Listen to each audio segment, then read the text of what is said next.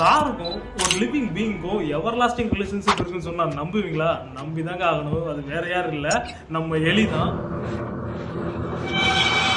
Rate usually நம்ம கார்ல வர்றதுக்கான ரீசன் என்னன்னு பாத்தீங்கன்னா, நம்ம கார் பார்க்கிங் பிளேஸ் வந்து நியர்பை டிஜ்லயோ இல்ல ஒரு குப்பை நடந்த இடத்துலயோ நின்னாதான் கண்டிப்பா கார்ல ரேட் வர்றதுக்கு அதிக வாய்ப்பு இருக்கு. கார்ல ரேட் எலி வராம இருக்கிறதுக்கு 3 யூஸ்ஃபுல் டிப்ஸ் சொல்றேன், கண்டிப்பா ஸ்கிப் பண்ணாம பாருங்க.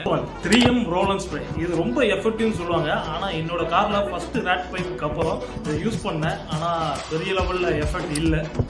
நம்பர் 2, புகையில இல்ல வேப்பல. இது ரெண்டுமே நார்மலா ட்ரெடிஷ்னலா நிறைய பேர் யூஸ் பண்ணிட்டு இருக்காங்க.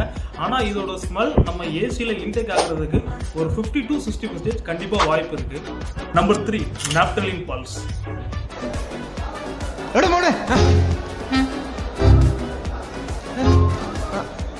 ನನ್ನ ಮನಸ್ಸಿಲ್ಲ ಇಲ್ಲ ಟಾಯ್ಲೆಟ್ಲ நிறைய பேர்